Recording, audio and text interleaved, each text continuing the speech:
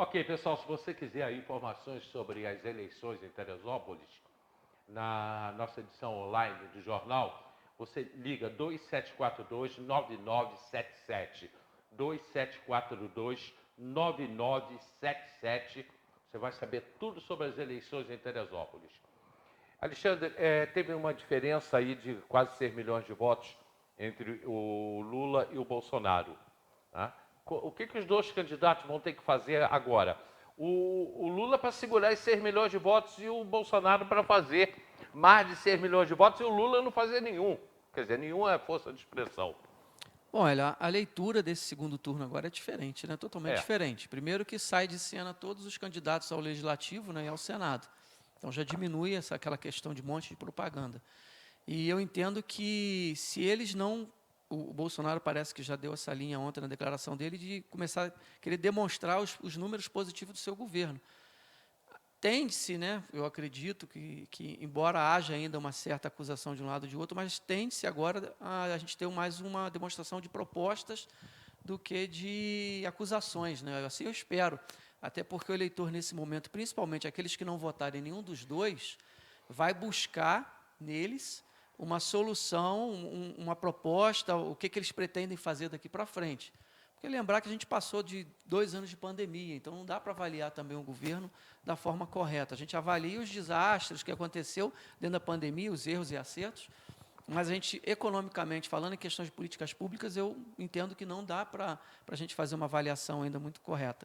E eu acho que a linha do Bolsonaro e tanto do Lula agora deve ser em questões de discutir mais propostas para apresentar para esses eleitores indecisos, o Lula para garantir os que já consolidaram com ele, né, essa diferença, mas a gente tem uma gama aí de pessoal que votou na Tebet, no Ciro, na Soraya, até no Padre Kelmo, ele teve até voto, até ele teve voto, né? Acho E que eu acho, 85 mil votos. 80 mil então votos, né? assim, acho que esse povo que está flutuando aí, ele vai querer ouvir algo mais do que só acusações. Então, eu espero, sinceramente, que eles passam esses 30 dias, esses próximos 30 dias aí, discutindo propostas e deixem um pouquinho a acusação de lado, porque a gente precisa saber o que o Brasil... Vanderlei, o Bolsonaro vira a eleição ou o Lula mantém essa distância e ganha a eleição?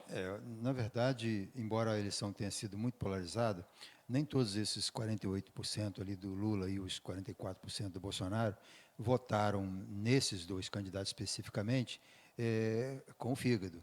Muitos votaram com o coração, e o coração ele vai mudar de posição a partir do posicionamento dos candidatos nesse segundo turno. Pode mudar, sim. Então, tem voto ali que são votos sinceros, que olham a possibilidade do candidato, né, quando eleito, além dessa questão ideológica, essas questões que se formaram de que esse candidato representa esse perigo e o outro candidato representa um outro perigo, né? Então, já tem também a possibilidade da migração de alguns votos entre eles, mas tem o principal, os eleitos, que agora, em vez de correr atrás do seu prejuízo, vai correr atrás do prejuízo do Sim. presidente, que é o que vai garantir a ele Bom, uma aí sustentação ao mandato. o Bolsonaro tem 13 Aí senadores, você né? tem os senadores, que vão ter uma interferência de jogo de bastidores muito grande e de influência sobre os deputados, os eleitos e os suplentes, né, que os suplentes continuam com poder de fogo, está com o voto do eleitor na mão ali ainda, né, acabou de pedir o voto pessoalmente, ainda tem essa liga com o eleitor,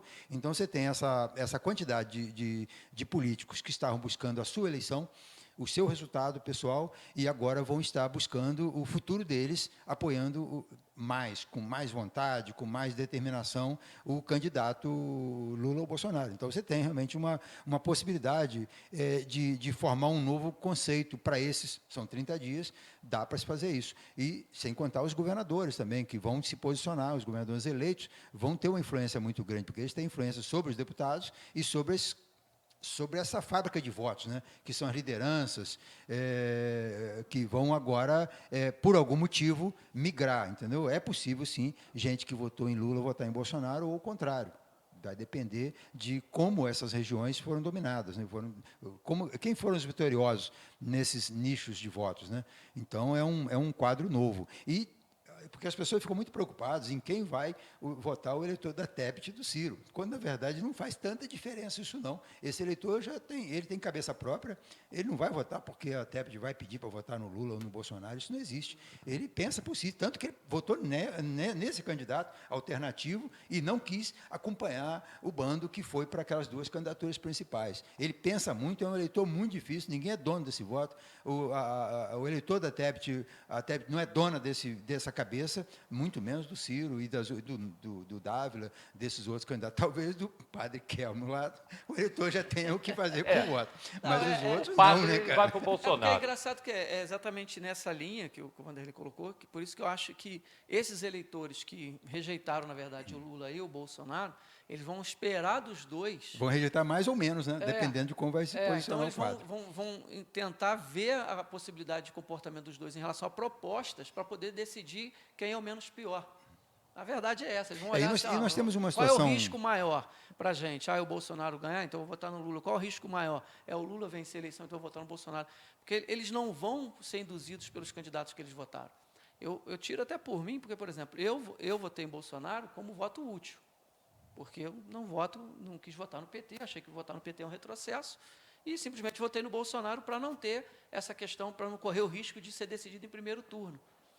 Mas o meu voto inicial seria na Tebet. Mas como aí entra aquela questão que eu disse das pesquisas, porque estava demonstrando, embora que ela tivesse um crescimento, olha, não vai conseguir alcançar. Aquela terceira via que muita gente esperou não surgiu, né? Então, você acaba votando, fazendo aquele voto útil.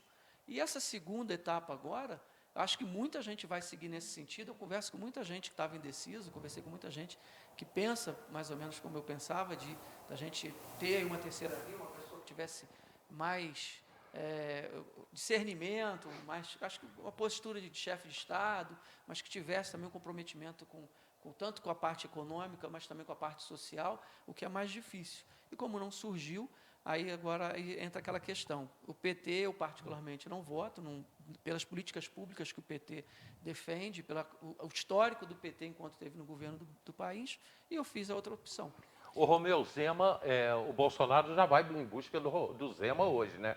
Já vai para Minas atrás do Romeu Zema. O Moro se elegeu, né? O Moro se elegeu. Ao Senado. O Sérgio Moro já levantou a bandeira de paz para o Bolsonaro, para o segundo turno. Já levantou, já mandou recado, estou aqui. Dele, né? Se elegeu o Sérgio Moro? Essa eleição agora é um campeonato onde o Lula ganhou o primeiro jogo no campo do adversário. Então, o segundo jogo agora vai depender de como vão ocorrer os lances, né? Você tem aí a possibilidade, se tem alguns fatores complicadores para quem está com a máquina, porque nós temos 30 dias e, queira ou não, alguns reflexos da economia que estavam represados e maquiados podem não suportar por mais 30 dias, podem estourar. Né? Você pode ter uma necessidade qualquer de aumentar a gasolina, do diesel perder o controle. Quem tem a máquina tem a vantagem, tem o bônus, né, de poder usar a máquina em favor da candidatura, mas tem esse ônus de um revés qualquer que acontecer com o governo. Então, não vai ter, nenhum dos dois vão ter vida fácil, não. A oposição se desgastou muito para obter esse resultado, ela gastou muita energia, né, para conseguir esse resultado, e agora ela tem que continuar o jogo, né, com as forças próprias, enquanto a máquina tem a força da máquina, ainda mais reforçada pelos eleitos com o apoio da máquina. Então, vai ser realmente... O eleitor vai ter que olhar bem, com bastante carinho aí, esses movimentos para poder decidir o que vai fazer realmente com o voto daqui a 30 dias. Eu acho até, Vanderlei, que a própria oposição ao governo Bolsonaro não esperava, né, acho que eles estavam apostando naquela diferença maior, né, de talvez até vencer em primeiro turno, ou se ficasse para segundo turno, uma margem de diferença maior. Até pela declaração que o Lula deu ontem, depois que terminou, e que as eleições já estavam quase se encerrando, deu visivelmente para perceber que ele vai ter que trabalhar um pouquinho mais se quiser vencer a eleição. E acho que ele não esperava isso. Acho que o PT esperava ou vencer em primeiro turno ou ir para segundo turno com a margem percentual muito maior do que a que teve. Então, e ele também, uma outra surpresa foi que ele perdeu em São Paulo, que é o maior colégio eleitoral do Brasil, ele perdeu no Sul, Ele perdeu no Sudeste, aqui com exceção acho que de Minas, né? Mas o restante dos estados todos. Tá, mas em Minas perdeu. a diferença, o Foi muito Bolsonaro pouca. subiu muito. Foi muito A pouco. diferença é pequena em Ele Minas. perdeu no Centro-Oeste, ele acabou só levando no Nordeste, que é tem um grande eleitorado lá, e no Norte, que o eleitorado já é menor. E aí vai caber agora as próprias equipes, né, de marketing, de campanha, tentar trabalhar isso. O Bolsonaro precisa ganhar mais votos na região do Nordeste, ou então fortalecer a região Sudeste, ali onde tem concentra o maior eleitorado, para poder tirar essa diferença. Eu acho que o jogo não está decidido, ainda tem muita coisa para brigar aí vai ser apertado. Vai ter o muita resultado. falta ainda aí, né? Vai. Olha, o Marcos Habib faz uma pergunta, vai ser depois do comercial, ele já deixa aqui, já fica a pergunta. Bolsonaro caiu muito em Teresópolis, por que se deu isso? E já quando voltar do comercial, a gente já volta falando sobre Teresópolis. Supergasbras agora é Pontos Mania agora é Supergasbras. Supergasbras e Pontos Mania, ó, estão juntinhos, hein?